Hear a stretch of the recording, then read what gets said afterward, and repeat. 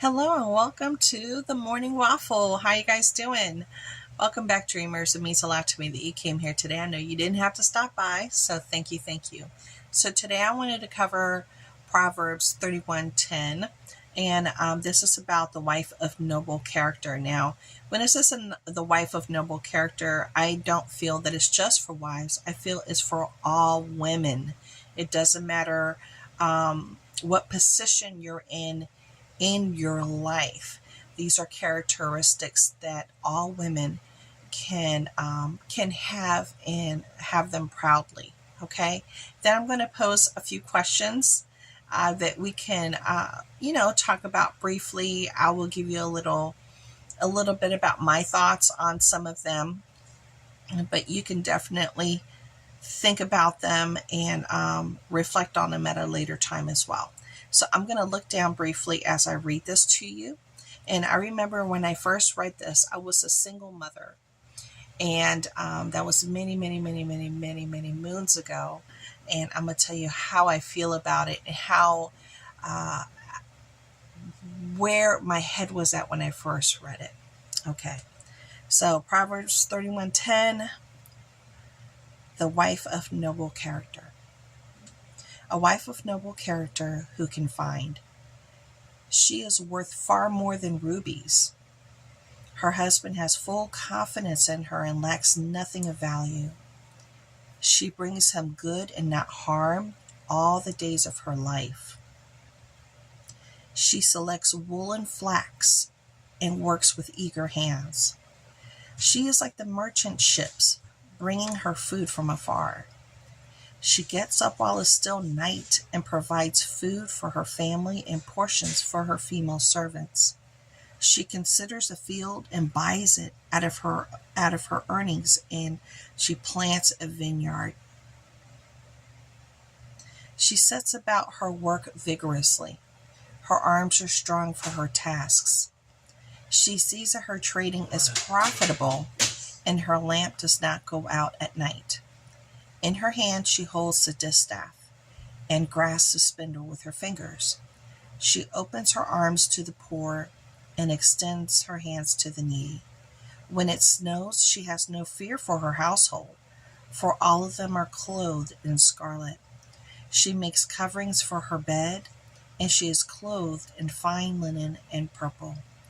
Her husband is respected at the city gate, where he takes his seat among the elders of the land.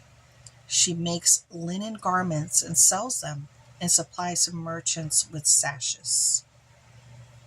She is clothed with strength and dignity, and she can laugh at the days to come. She speaks with wisdom and faithful instruction on her tongue. She watches over the affairs of her household and does not eat the bread of idleness. Her children arise and call her blessed, her husband also, and he praises her. Many women do noble things, but you surpass them all. Charm is deceptive, beauty is fleeting, but a woman who fears the Lord is to be praised. Honor her for all that her hands have done, and let her works bring her praise at the city gate. That is one of the passages that have stuck with me till this very day. And I read that as a single mother that was struggling with a candle burning at both ends. And it was very hard for me to grasp where exactly I landed within this reading. Now, one of the questions, do you feel like you're reaching the standards set by Proverbs Woman 31? No. I could tell you no, personally. I can do better. I can take steps to make things better in my life, so I am more reflective in that manner. I do feel that I do a lot, but I could do more. Do I have idleness? Yes, I do have idleness. And sometimes I feel that we require a little bit of idleness just to regroup. But once you regroup, you got to get back on that horse and keep on riding, right? Now it says, if not, what areas do you need God's help in? Of course, that's something that's a very personal thing that you could talk to God about and ask for His guidance, and reflect on what are the steps that you can do to make things better in your household. It could be better communication, not being so combative, being kind and more gentle with your words, not only with your husband, with your entire household, especially your children. Basically loving them as well as loving yourself, putting yourself in a completely different situation. So your house is not a place of fear, but a place of refuge, a place of peaceful rest and joy. Number 2, what is one thing that God has really brought before your heart through this study? Then it says, write it down so you can reflect on it later. What is one thing that God has really brought before your heart through this study? That's a big one. Personally, for me, when I first read this, as I shared previously, I was a single mom, 2 kids, freshly divorced, with no help whatsoever, and not even a nickel, not even a penny was provided for help. I was burning a candle at both ends. I was frustrated. I was depressed. I was crying. I was basically going to work to hand over my check to daycare. Out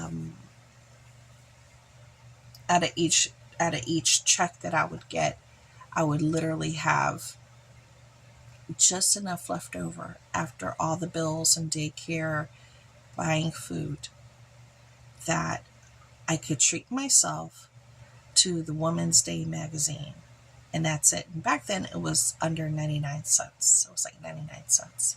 And that was my treat that I would carry with me back and forth to work on the train. And I would carry this magazine with me religiously wherever I would go, because that was what I could get for myself, for all my labor. And I would pray to God that things would get better, and I asked Him to help me to find ways to make more money and what have you. And then I started selling, besides being a full-time employee, I started selling Avon, and that definitely did help, especially once I stopped being my own best customer. You know how that goes.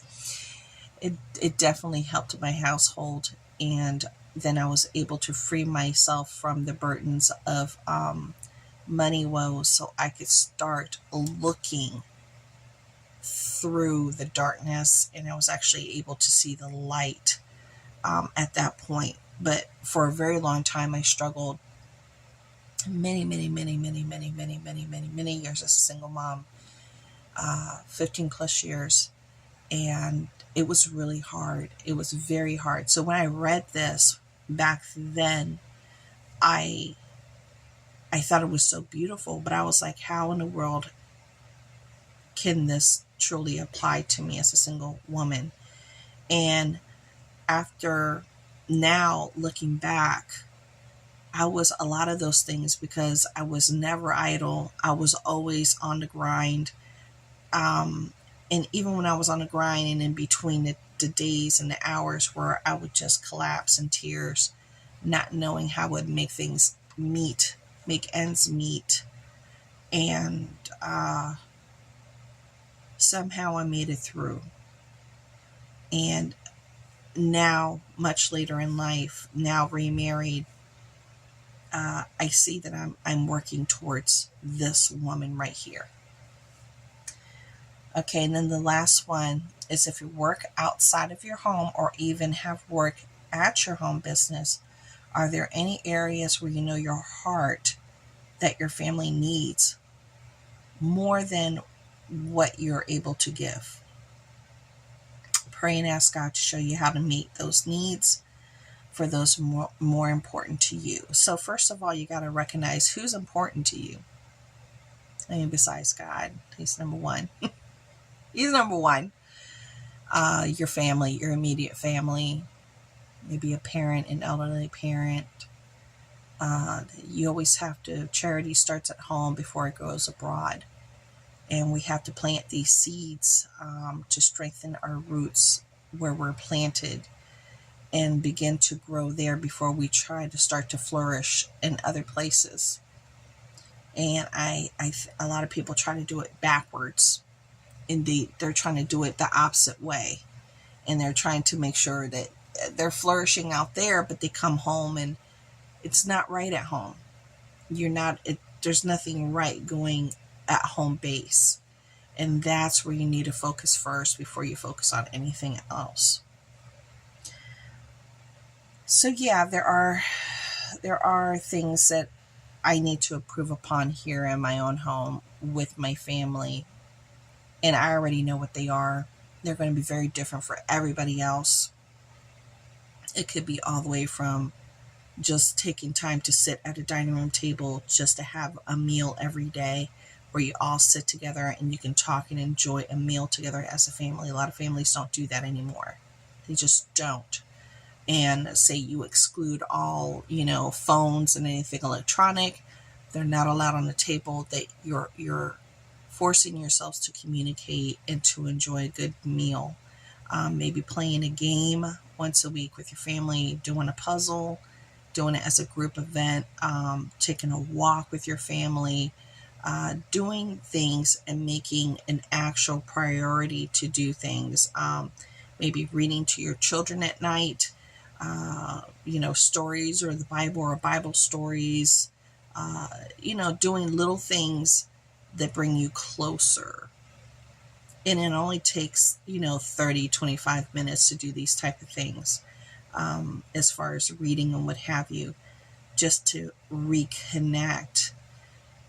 Maybe having a day where there is no electronics and you have to communicate and you have to interact. That's a lot for a lot of people, especially after the big C, when everybody was stuck at home. Everybody was in front of each other's faces nonstop. I remember homeschooling my kids during that time, and oh boy, that was quite the revelation for me of what I wanted to do versus what I want to do. We all have our vices, but that's a really good one to reflect upon. Now, I like to speak on this a little bit more because I even had to question and look some things up. And after I answered this, I'm trying to find it because it says here at one point that her family is clothed in scarlet for the winter. And I had to look that up. I was like, okay, right here. When it snows, she has no fear for her household. They're all clothed in scarlet. And I looked it up and I was like, what do you mean clothed in scarlet? Is it the color of red? And when I looked it up, there was different variations explaining what that was, but it was saying that they were clothed from what I understand. If it's something different, because there's different variations for this, you let me know. They said that it was like the family was clothed in the blood of Christ, so therefore they were having protection and what have you. And then when it further goes down here, she makes coverings in her bed. She is clothed in fine linen and purple. Now it's saying she's clothed in fine linen and purple.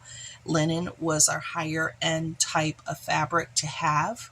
And purple apparently was a very expensive process that they used a certain type of beetle to make the purples. And it was purple would stay longer than any other dye that could be created because it would make dyes out of, bugs and all kinds of different things. And purple was one of the more expensive ones to have because royalty would have the purple because it was just a much harder thing to have. And it was made out of a certain beetle. So she was going out of her way to make sure that her family was in the upper echelon, and even though it was harder to do than any other color, she pushed herself so they would be clothed in that purple. versus any other easier dye color that she could have had done the clothes in. It's really interesting when you start breaking it down and you think about the logistics and the actuality of how they had to do things back then. We have washing machines and dryers that do it for us, but we still complain about washing and drying the clothes because, God forbid, we have to fold clothes. We got vacuum cleaners. They didn't have vacuum cleaners back then. We have washing machines, and we wash dishes by hand, but we do have a washing machine. We have so many appliances for convenience right now. And back then they didn't have cars. It was, you were walking, honey. You were walking, or if you had a mule or a horse or a cart, that's how you were getting back and forth. We've become very pampered, and we've become very, very, very pampered in our lives. And we have to think back in the day, all the hard work that was put into everything that had to be done from point A to point B. It just, it was a lot. It was a whole lot compared to now, but we still complain. So think about that as well. Well, I hope you guys enjoyed this morning waffle and we got to know each other a little bit better. I'd love to hear some of your reflections and some of the information, including about the scarlet and the clothing for the linen and purple and what have you, or anything else that you're like, did you know? Because I'm still learning right along with you. So thank you so much for coming by, and I hope you enjoyed the waffle. Bye.